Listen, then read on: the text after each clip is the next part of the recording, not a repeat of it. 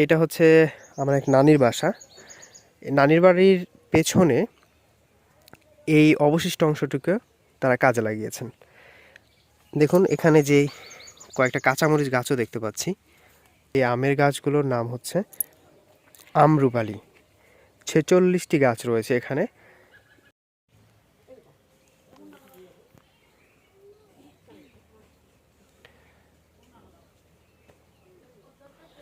এখানে অনেক ধরনের গাছ রয়েছে যেটা বাড়ির পেছন সাইডে লাগানো।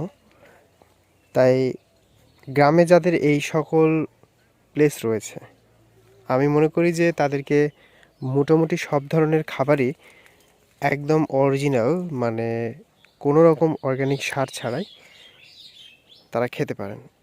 যেমন আমি এই জিনিসটার কথা বলি, এটা হচ্ছে, এটাকে আমরা বলা হয়, এটা মিষ্টি আমরা।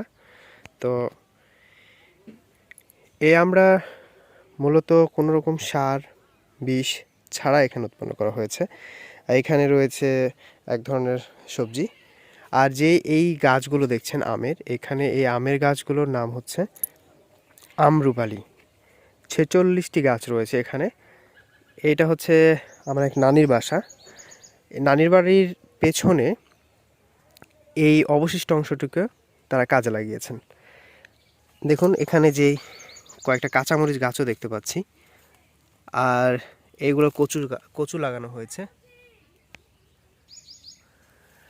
আর এই দিকে রয়েছে একটা জাম গাছ। আর এখানে যেই এই গাছটা দেখতে পাচ্ছেন, এটাকে বলা হয় শিমল আলু। এইখানে আবার মাটির নিচে যে মাটির নিচে যে গাছ আলুটা হয় সেটাকে আমরা বলি গোড়ালু। এই গাছটাও লাগানো হয়েছে, মানে এভরিথিং, মোটামুটি সব রকম গাছ রয়েছে। কলা গাছ, এখানে শিম গাছ, আর ওই দিকটাতে দেখলাম সজনে গাছ তো আছেই, বেগুন। আর এইটা হচ্ছে এক ধরনের চায়না কমলা, যেটা আমার বাড়িতেও রয়েছে, কিন্তু আমার বাড়িতে গাছটা খুব একটা ফলন হচ্ছে না, কিন্তু এখানে খুব দারুণ ফলন। আর আমি আরেকটা জিনিস দেখাবো, সেটা হচ্ছে এখানে কাঁঠাল গাছও রয়েছে। এই কাঁঠাল গাছগুলো থাকার কারণে ছাগল মানে পোষা খুবই ভালো হয়। আমি আরেকটা দেখাই, এরা পানির যে অবশিষ্ট অংশটা তারা অপচয় করবে না, এই জন্য এই সিস্টেমটা করেছে। যেহেতু অনেক খরা আর রোদ বৃষ্টি নেই বললেই চলে, তাই বাড়ির অবশিষ্ট পানিগুলো তারা এই বালতিতে ফেলতেছেন, এবং এই বালতিতে যে পাইপ দিয়ে তারা পানি দিচ্ছেন এটা আলাদাভাবে লাগানো।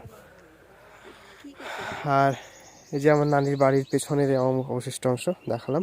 তো যাদের এরকম বাড়ির পেছনে ফাঁকা জায়গা রয়েছে তারা এরকমভাবে কাজে লাগিয়ে মোটামুটি সব রকমের সবজি অর্গানিকভাবে খেতে পারবেন। সো আজকের ভিডিওটা এই পর্যন্তই। সবাই ভালো থাকবেন।